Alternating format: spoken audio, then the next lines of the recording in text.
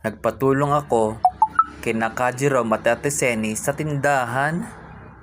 Nagpa-help ako kay Ka Jerome. Dumating kasi ang parcel ko. Ang in-order ko ay isang rack. Lagay ng mga paninda para maging kaaya-aya sa mga mamimili. Pero kulang pa din talaga siya. Hello, hello, hello! Hello Philippines! Hello world!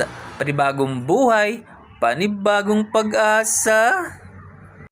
Ito po si Kalabs TV Vlog na sa inyo'y bumabati. Chawot!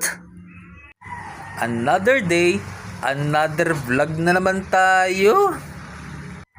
Pagkatapos gumawa ni Ka Jerome ng rack, ako naman ang nag-ayos ng mga panindak ko.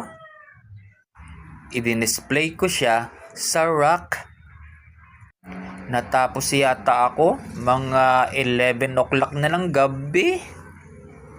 Kasi hindi ko siya titigilan. Ang isang gawain ko kapag hindi pa tapos. Ganun nga siguro ako. Kaya maaga akong na-stroke Hindi ko talaga titigilan ang isang bagay kapag hindi ito tapos.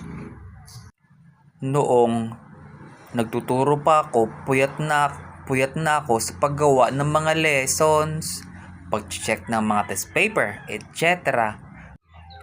At maaga din akong pumapasok sa school.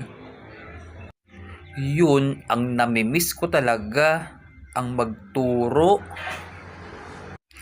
Pero ngayon, wala na. Stroke na kasi ako Sabi nga ng ilan, habang buhay, may pag-asa. Bumili na talaga ako ng itlog. Hindi ko na hintay pa si Nok-Nok na mangitlog. Kasi kung hihintayin ko pa si Nok-Nok na mangitlog, abay, aabutin ako ng siyam-siyam. Pero good naman kasi everyday siyang nagbibigay ng itlog sa akin. O ayan, maganda na ang display ko. Medyo pa lang ha. Kinaumagahan, pinapakain ko muna si Nok-Nok. Kapag narinig niya ang boses ko, agad pumuputak. Kilala niya ang boses ko. Inuuna ko muna siyang asikasuhin. Tsaka ang susunod na gagawin ko ay ang paninda ko naman.